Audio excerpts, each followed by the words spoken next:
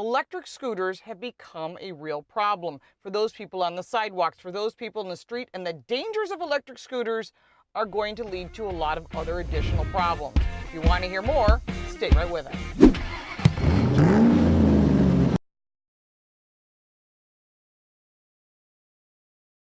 Let's put 4 minutes on the clock from inside the 2019 Volvo S60. Pretty cool car. Check out the review. Now let's get to electric scooters.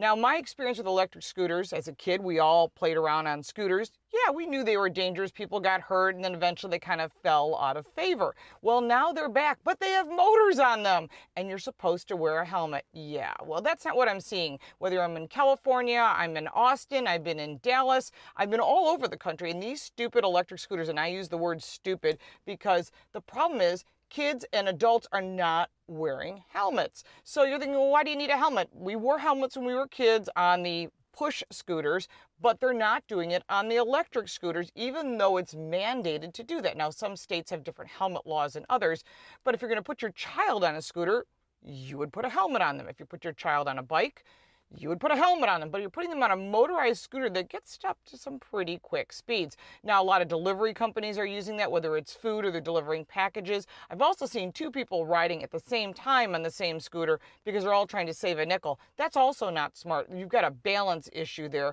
Other things that are causing some serious dangers is weather. So it gets to be icy outside or there's snow. Yeah, they're still on these scooters, and rain, because the hydroplaning in a car is the same as hydroplaning in a scooter. But now you're talking about two wheels. It's not a motorcycle. Now, if you had a motorcycle, you would be, and as a motorcycle rider, you pay a little bit more attention. It's a different situation. You have more tire on the road. But you're talking about these little skinny tires that are made of a material that are smooth. So now you're going to have these problems on top of that. And these are leading to, believe it or not, there have been deaths around the world. You can look them up. There are people who have been injured. They, of course, they posted on Twitter and Instagram for everyone to see. I'm always wondering, do those people go back to riding scooters after that? Not sure about that, but the invasion of the electric scooter has really gotten big. Even Ford bought into Lime and a couple of the other companies that are out there. In New York City, they're not allowing electric scooters yet. I can just imagine the mix of yellow cabs, people on the street, and of course, those bicyclists that are moving to deliver food and such are going to be fighting for that same space. That's interesting because you typically don't see these scooters out in the suburbs. In downtown areas, these scooters tend to be more prevalent. And what people do is they use them. They're really low cost to rent. You use them and they just drop the bike wherever, and either they rent it again or they don't. Problem with dropping the scooters wherever and someone will pick them up is the problem. They're dropped in sidewalks. They're dropped in crosswalks. People just drop them. And what it's doing is creating irresponsibility. And the other problem is they're riding on sidewalks and they're supposed to be riding on bike paths. Well, there aren't bike paths everywhere. And where there are bicyclists. So when people are riding these scooters without helmets on the sidewalk, I had a couple of friends that have actually gotten hit by these scooters. One was in Austin and the other one was in Boston. Well, that rhymed. That wasn't intentional. But the whole idea is that if you're going to rent these scooters, you should have a helmet. If not, then you're taking risks. And those risks could lead to hospital visits or worse, which is not what we're looking for.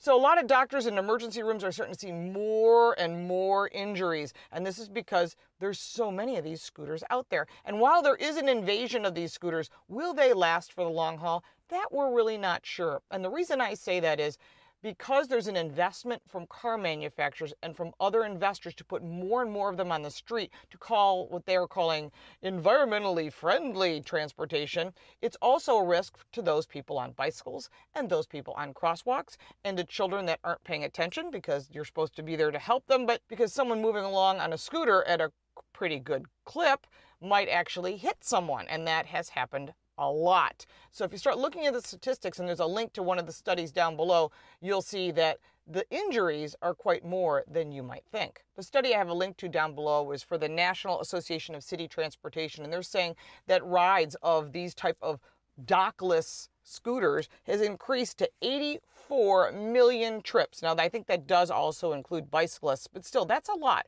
That means a lot of people are getting out of their vehicles and in very congested areas using this type of transportation. Of course, this is not true in New York, but I'm seeing it all over California and all over other major cities. The increase in injuries has gone up 40% since these scooters have hit the road, resulting in bone fractures, head trauma, and that head trauma is up 31%. Of course, this is all emergency room data. 27.7% of these injuries are from cuts, sprains, and bruises. Another interesting statistic is of those scooter riders that are out there, they say 4.4%, that's it, are wearing helmets. Those are the people that actually want their brain in a brain bucket, as we call it in racing, for helmets, because if you fall and you hit your head, it's not going to tickle. We've partnered with audiobooks, and you can get a free book. All you have to do is sign up and register. The link is down below. It's also on my website, carcoachreports.com. This week in automotive history, April 17th, 1964, the first Mustang came out. They built 650,000 Mustangs in the first year,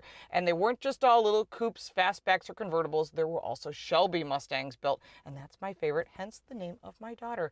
Do love the Shelby Mustangs, and Mustang is still an iconic car, and interestingly enough, they sell more Mustangs than Camaros and Corvettes combined. It is a global vehicle, and if you haven't driven one, you probably should, because they're pretty impressive. April 23rd, 1987, Chrysler purchases Lamborghini for $25 million.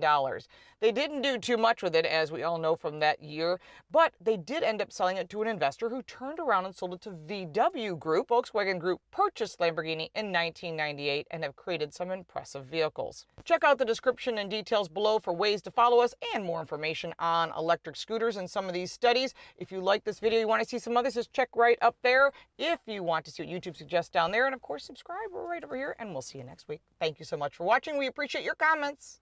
Bye-bye.